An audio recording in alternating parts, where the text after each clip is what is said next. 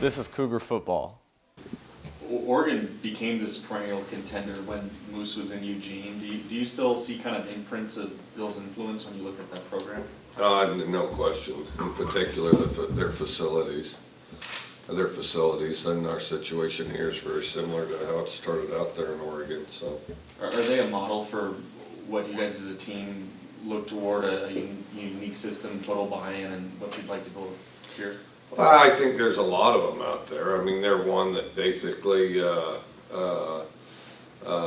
they invested the money, they committed to the program, they had good coaches, built it over a period of time and kept improving on it. When you're watching film this week, how does it differ, or does it differ at all from opponents for film of other opponents? And what I mean by that is, I'm assuming when you're watching film, you're looking at, how did the other team facing Oregon, how did they do this well and that well against them? But Marcus Mariota hasn't been seeming to make mistakes. What do you try and identify in film that your players can do right? Biggest thing is you don't want to squander plays. Don't squander plays. And Oregon's a fast team. They're an explosive team, and people that don't play within themselves will squander plays, and they're not a team you can afford to squander plays against. They're quick enough to make up for their mistakes. So if they make a mistake, somebody else makes a mistake, might go for 15 yards. Oregon makes a mistake, it might go for 6. So you have to be prepared to execute more plays and be more consistent, And then the biggest thing is go out there, withstand the initial barrage, and play football. But don't focus so much on them, but focus on what you do best and you making your plays. You just said that Oregon has the quickness to kind of overcome their mistakes. What's the difference between their team and your team's response to their mistakes? Well, there's a speed, that first and foremost. They're fast at nearly every position, so I think that mitigates a lot of them, How do you replicate Oregon's speed in practice, or do you try to replicate that speed? You do some. We'll have a fast guy playing the scout team at quarterback. You do some, but the biggest thing is, you play as fast as you can and go from there. So, Mike, you guys put up a lot of numbers at Oregon last year and had some success getting at Mariota. How much do you guys look back to that game this week as something to build off of? we'll look at. I mean, we got plenty of games from last year in addition to what they did this year. We'll look at all of it. So, and then try to draw from all of it. But the other thing that's important is make sure that it's a specific game plan and a concise package rather than trying to do a little bit of everything. So I mean, it needs to be specific. Have they changed in what they do at all since last year? And no, not really. Do you ever borrow anything from what Oregon's done successfully? I know the area's put up a lot of numbers, but have you ever thought of any specific plays that you've decided to implement into your own system? I don't know, maybe a little. We spread it out before they did, so I mean everybody's borrowing back and forth. Of course they run it more and we throw it more. So. Would you like to force Mariota into being a runner or a thrower on Saturday? He's done a pretty good job of both this year. The biggest thing is, I think, eliminate the big play and then try to find ways to get him to squander plays. But he's one thing he's done this year, I think he's a more consistent passer, this year than he was. Mike, you had 89 pass attempts against Oregon last year. I know it's just a number, but if you see a similar number like that this week, does that mean things didn't go right? I mean, obviously, I'm sure you don't want to throw 90 times, but you want to be efficient offensively.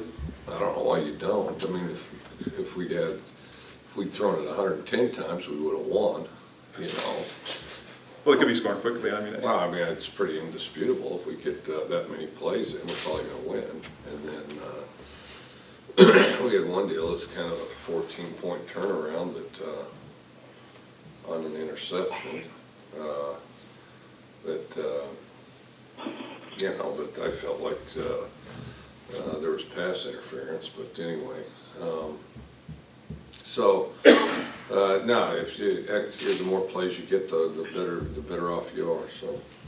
Can you speak to the importance of the receivers being quick and violent with their hands against some cornerbacks that are probably going to get in their face early? Really important. Oregon's got a couple senior corners, experienced, quick, fast guys that do like to use their hands, so that will be important this week. It seemed like They're experienced as well as their, just abilities. It seemed like against Portland State, you guys made a conscious effort to get the running backs more involved. Is that something we should expect to see against Oregon this week?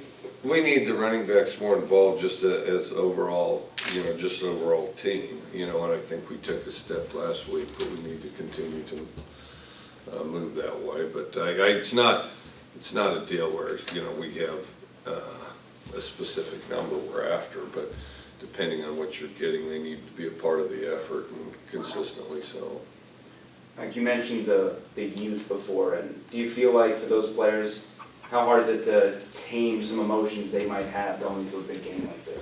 The better you do at that. I mean, that's why you just focus on what you do, focus on what you do best, and feature and do that.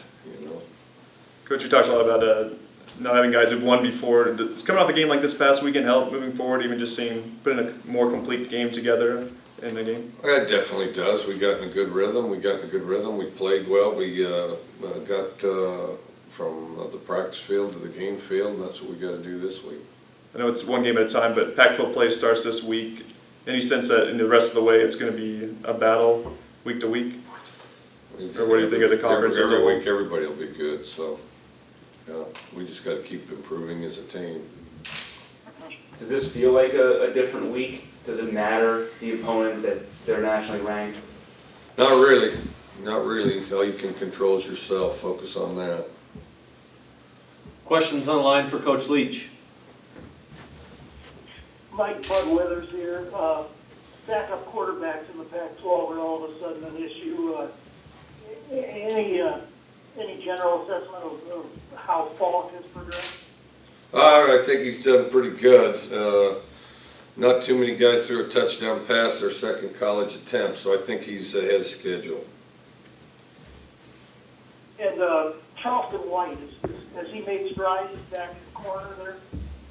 Thought Charleston did some good things, made some good plays. I think Charleston's definitely improving. And a question about Daquan. He's obviously a guy who likes to chat back there and get in receivers' heads and so forth. How do you come down on what's too much? Do you like some of that sassiness, but not too much, or what? I'm not real conscious of it. I like Daquan's confidence.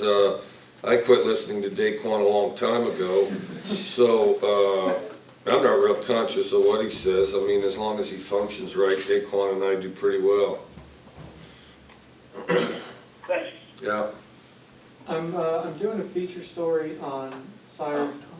We'll come back. Any other questions on the line? I'm good, thanks. Coach Warren Williamson with Oregon Duck Football News.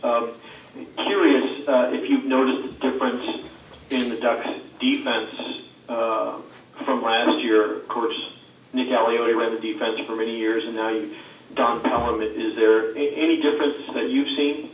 I think they're very similar. The whole staff had been together for a long, long time, and then also they ran a really good defense to begin with.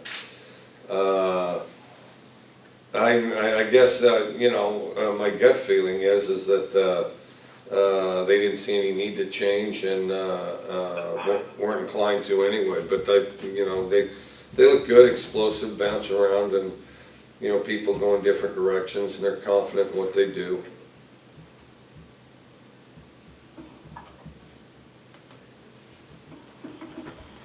Any other questions on the line for Coach Leach? Questions in the room? Sorry about that. I was just going to say, I'm doing a feature story on Cyrus Cohen, and you mentioned last week that he's one of the toughest players, if not the toughest player on the team. Is that something he progressed on, or did he come in from day one with that toughness? I think he definitely progressed on it. Was a walk-on. We put him on scholarship. He's probably played earlier than he may have out of necessity, but I think he's really polished up how he plays this last year, and he's always been a tough, fearless guy. Coach, I have a question for you from a student this week. They want to know if they made a movie about your life, who would you want to play you? What actor? Shoot, I've gotten that before. I've gotten that before, and what I answered before was John Cusack, and so let's go ahead and stick with that. So then I don't have to change it up all the time. No Matthew McConaughey, your buddy, or? I look more like the other fella, you know. Any other questions for Coach Leach? As an upperclassman, what sort of effect does Dom Williams have on the younger guys in the receiving corps? When Dom's really focused, he plays consistently. You know, his technique's what's helped him improve, and then and he's a reasonably steady guy. I think he keeps some of those other guys steady, but I think they've also brought good things out of him. Some of the real physical guys have made him more physical. You kind of touched on it earlier, but Oregon, you know, they're known for their offense. You said their defense is really good. What makes them so talented there? Quickness. They're quick and they run to the ball real well. And then they're pretty big up front. Their D line is they're kind of tall big, not just thick big, but they're tall big.